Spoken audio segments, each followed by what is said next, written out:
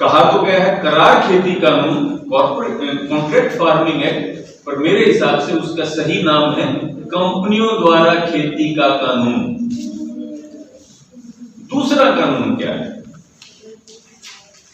दूसरा कानून यह है कि 1960 के दशक में जो खेती की व्यापार होता था, जैसे खेती का व्यापार होता था, ये सरकार वापस वहीं ले जाना चाहती है। अब ये कह रहे हैं ना, किसान को आजादी दे दी, कहीं बेचो, कुछ भी करो, कहीं खरीदो, कहीं बेचो। तो मेरे को याद है मेरे बचपन में, 1960 का दशक है मेरे बचपन का दशक, तब तक गांव में फसल जो है ना बढ़िया आकर तोला करता, पसेरी से तोला करता, और वो बोलता था तोल करते हुए। तो हम बच्चे थे तो मेरे को समझ में नहीं आता था कि भाई बोलता क्यों रहता है। तो यूं कहते, फिर मेरे को बताया गया कि वो बोलता इसलिए रहता था कि गिनती में गड़बड़ ना हो, फिर भी गड़बड़ हो जाया करती। तो जो आजादी हमें थी 1960 के दशक में, ये वापस वो आजादी देने की बात कर रहे हैं। किसान पे आज भी कोई रोक नहीं है, किसान अपनी फसल कहीं पे भी बेच सकता है। खुद के खाने के लिए कोई भी किसान से कहीं पे भी फसल ले सकता है, वो मंडी में आके बेचना कानूनी तौर पे भी जरूरी नहीं है। प्रैक्टिकली तो आप बेच भी रहे होगे, खाने खरीदते भी होगे किसानों से, पर उस पर कोई कानूनी रोक आज भी नहीं है। किसान अपनी फसल किसी को भी बेच सकता है, उस पर भी कोई कानूनी रोक नहीं है। कोई व्यापारी किसी और व्यापारी से कहीं पे भी फसल खरीद सकता है, कहीं पे भी बेच सकता है, व्यापारी पे भी कोई रोक नहीं है, आज भी नहीं है। एपीएमसी मंडी कानून जिसको हम कहते हैं, उसमें रोक क्या है? उसमें रोक केवल एक है, छोटी सी, और वो भी सब फसलों में नहीं है, कुछ फसलों में है। वो रोक क्या है कि अगर व्यापारी को किसान से खरीदना है तो वो मंडी में खरीदना पड़ेगा। व्यापारी को व्यापारी से खरीदना है, कहीं खरीदो, कोई चक्कर नहीं है। किसी को किसान से खाने के लिए खरीदना है, कोई दिक्कत नहीं है, कहीं पे खरीदो। किसान जहां चाहे बेच सकता है, किसान पे कोई गैर कानूनी कार्रवाई, मतलब कोई कानून नहीं लागू होता। केवल इतनी रोक है कि अगर किसी व्यापारी को किसान से फसल खरीदनी है तो वो कंपनी वो मार्केट में मंडी में आके खरीदे, तो वो भी कुछ फसलों पे, सारी फसलों पे वो भी लागू नहीं होती। ये क्यों किया गया? मैंने बताया 1960 के दशक में, मेरे बचपन का मुझे याद है कि ऐसी कोई रोक नहीं है, क्योंकि किसान खरीददार एक छोटा किसान था, बेचने वाला छोटा, और खरीदने वाली बड़ी बड़ी कंपनियां, आज तो और भी बड़ी कंपनियां आ गई। अभी मंडी में भी खरीदने वाला व्यापारी ही है, आड़तिया ही है, वो भी निजी ही है, पर वो सरकार और समाज की निगाह के सामने खरीद होती है, इकट्ठे होकर खरीद होती है। तो कोई रोड़ा चोड़ा हो तो कुछ उसमें से रास्ता निकल आता है। अब ये क्या करें कि खरीदने वाले तो और भी बड़े हो जाएंगे, राष्ट्रीय, अंतरराष्ट्रीय, बहुराष्ट्रीय कंपनियां खरीदने वाली हो सकती हैं, और बेचने वाला और भी छोटा हो गया 25-30 सालों में किसान। और ये इनका सौदा होगा पर्दे के पीछे, एकांत में छुप के। मैंने बताया खरीदता तो अभी भी व्यापारी है मंडी में भी, परंतु वो सार्वजनिक रूप से होता है, सबके सामने होता है, पर्दे की ओट में नहीं होता। अब ये पर्दे की ओट में वो सुविधा देने की बात करते हैं। बिहार में ये सुविधा पहले से है, सब्जियों में ये सुविधा पहले से है, और कई फसलों में ये सुविधा पहले से है। उनमें किसान की मौज होगी। सब्जियों के, फलों के किसान को बहुत अच्छे भाव मिल जाते हैं क्या? वो सड़क पे गिरने की नौबत नहीं आती क्या? जहां मंडी कानून नहीं है बिहार, वहां के किसान को यहां के मजदूरी करने की नौबत क्यों आती है, अगर वहां रेट सही मिलता है तो? दूसरा कानून है ये। तीसरा कानून क्या है? 1956 का एक कानून है, आवश्यक वस्तु अधिनियम।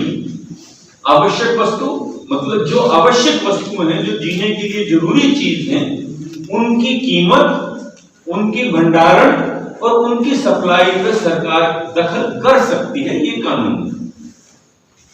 आवश्यक वस्तु कानून क्या है कि जो भी सरकार घोषित करे कि आवश्यक वस्तुएं हैं, उनकी कीमत, उनकी भंडारण और उनकी सप्लाई पे सरकार निर्देश दे सकती है, दखल दे सकती है। अब सरकार ने क्या कहा है कि आलू, प्याज, नारियल का हमारे यहाँ कोई रेलेवेंस नहीं है, उसको छोड़ दें एक मिनट के लिए। आलू, प्याज, दालें, तिलहन और अनाज, ये आवश्यक वस्तु अधिनियम से बाहर कर दिए गए। अब ये आलू, प्याज, अनाज, दालें और तेल यही आवश्यक नहीं है, तो फिर जीवन के लिए आवश्यक और क्या है? तो सरकार ने इन्हें आवश्यक वस्तु अधिनियम से बाहर निकाल के कहा कि कुछ विशेष परिस्थितियों में ही इन पर यह नियम लागू होगा। अगली बात ध्यान से सुनने की है, वो जो कुछ विशेष परिस्थितियों में आवश्यक वस्तु अधिनियम आलू, प्याज, अनाज, दालें और तेल पे लागू भी होगा, अगर होगा तब भी वो कंपनियों पर लागू नहीं होगा। खेती के, खाद्य उद्योग के प्रसंस्करण के काम में लगे हुए, प्रोसेसिंग के काम में लगी हुई और सर्विसेज प्रोवाइड करने के काम में लगी हुई, एक्सपोर्ट के काम में लगी हुई, उन पे तो ये कदे भी लागू नहीं होगा। बाकियों पे, छोटे मोटे व्यापारियों पे लागू भी होगा, तो उन पे ये कभी भी लागू नहीं होगा। ये 3 कानून सरकार ने पास किए हैं। ठीक है, गलत है, इसका फैसला आप लीजिएगा। एक चौथा सवाल भी खड़ा हुआ है, एमएसपी का, न्यूनतम समर्थन मूल्य का। आपकी जानकारी के लिए, ये न्यूनतम समर्थन मूल्य भारत में 23 फसलों के लिए आज की तारीख में पहले से जारी हो रहा है। बेशक मिलता केवल हरियाणा, पंजाब में गेहूं, धान पे ही है, बाकी सरसों, बाजरे वाले तो झगड़ा करते रह जाते हैं, कभी मिल जाता है, कभी नहीं मिलता, थोड़ा मिलता है, थोड़ा नहीं मिलता, और देश के कई हिस्सों में मिलता भी नहीं है। पर 23 फसलों के लिए ये न्यूनतम समर्थन मूल्य की सरकार घोषणा करती है। कैसे होती है? जैसे मजदूरों के लिए न्यूनतम मजदूरी की दर है, जैसे रिकॉग्नाइज्ड स्कूलों में पढ़ाने वाले, स्कूलों और कॉलेजों में पढ़ाने वाले अध्यापकों के लिए सरकार वेतनमान डिक्लेयर करती है, उसी तरह से सरकार का ही एक विभाग ये आंकड़े इकट्ठे करके ये न्यूनतम समर्थन मूल्य घोषित करता है कि भाई इतना तो किसान को गुजारे के लिए मिलना ही चाहिए, उसके खर्चे को देख के, पैदावार को देख के इतना तो उसे मिलना ही चाहिए। तो सरकार का ही एक विभाग न्यूनतम समर्थन मूल्य की घोषणा करता है कि ये तो गुजारे के लिए किसान को मिलना चाहिए। अब उस घोषणा का फायदा क्या है अगर ये सुनिश्चित नहीं होता कि वो भाव मिले भी किसान को? मैं घोषणा कर दूं कि गेहूं का भाव 10,000 रुपए क्विंटल, 1 लाख रुपए क्विंटल, उसका क्या मतलब? जब तक कि वो खरीदी सुनिश्चित नहीं होती है। तो किसान आज ये बात मांग रहा है कि हमें ये जो अभी आप एमएसपी डिक्लेयर करते हो, जो भी न्यूनतम समर्थन मूल्य घोषित करते हो, जिसका अर्थ ये कि जो भी आपका सरकारी विभाग ये कहता है कि किसान के गुजारे लायक ये भाव तो इसने मिलना ही चाहिए, तो भाई वो फिर देगा ना, कौन सुनिश्चित करेगा? वो सुनिश्चित आपको करना चाहिए। और ये भी कोई बहुत नई मांग नहीं है। अगर आप सोच के देखेंगे, गन्ने में ये ऑलरेडी लागू है, गन्ने की खेती में ऑलरेडी लागू है। गन्ने की खेती में गन्ना जो है, जो सरकार रेट डिक्लेयर करती है, वो निजी कंपनी हो, सरकारी कंपनी हो, शुगर मिल हो या कोऑपरेटिव शुगर मिल हो, उन सब में लागू होता है। और गन्ने के किसान जो खेती कर रहा है वो एक तरीके से कॉन्ट्रैक्ट फार्मिंग ही कर रहा है, करार खेती ही कर रहा है। जब सरकारी कंपनियों से भी उसे टाइम पे पैसे नहीं मिलते, तो प्राइवेट कंपनियों से कहां से पैसे दिलवाने की गारंटी ले रहे हो? सरकार ने अपने 106 पन्ने वाली जो प्रचार पुस्तिका निकाली है, उसमें एक शब्द और कहा हुआ, एक वाक्य और कहा हुआ, वो भी सही है, बशर्ते कि वो लिख के उसे भूल ना गए हो। उसमें उन्होंने लिखा हुआ कि न्यूनतम समर्थन मूल्य किसान का सुरक्षा कवच है। यही शब्द है, मैं बोल रहा हूं, उसमें से पढ़ के बोल रहा हूं। न्यूनतम समर्थन मूल्य किसान का वो सुरक्षा कवच है। और सरकार आज ये वो सुरक्षा कवच छीनने की तैयारी कर रही है। छीनने की तैयारी कैसे कर रही है? सरकार तो कह लेगी ना सरकारी मंडी तो ऐसे ही चलती रहेगी, एमएसपी पे जैसे खरीद होती थी वैसे होती रहेगी, मतलब जैसे घोषणाएं होती थी वैसे घोषणाएं आगे भी होती रहेंगी, और मंडी बंद नहीं होगी। जब शिक्षा का निजीकरण किया गया था, जब स्वास्थ्य का निजीकरण किया गया था, तो स्कूल बंद तो उसी टाइम तो नहीं हुए बंद, पर आज स्कूल बंद हो रहे हैं या नहीं हो रहे हैं? तो ये इसी रास्ते पे चल रहे हैं। मैं 2 मिनट और लेके, अब सरकार कह रही है कि हमने कई बातें तो मान ली उनकी, ये फिर भी जिद पे अड़े हैं। वो सरकार ने बातें मानी क्या है, जरा वो भी समझ लीजिए। सरकार ने एक बात तो ये मान ली कि भाई अगर कोई धोखा हो जाए, कोई विवाद हो जाए, कोई कंपनी धोखा दे जाए, तो चलो तुम कोर्ट में भी चले जाना। अब कोर्ट में जाना कोई आसान काम नहीं है। एक तो ये अधिकार दे दिया, सरकार ये बात मान ली कि अगर रोड़ा हो जाए, कंपनी पैसे ना दे, कोई झगड़ा हो जाए, तो तुम कोर्ट में भी चले जाना। 2019 में पेप्सी कंपनी ने गुजरात के किसानों को कोर्ट में ही बुला लिया था, करोड़ करोड़ से ऊपर का दावा ठोक दिया था। वो तो भला हो चुनावों का और किसान संगठनों के दबाव का कि कंपनी ने केस विड्रॉ कर लिया है? नहीं तो पेप्सी के खिलाफ किसान कोर्ट में खींचे खींचे आंदे।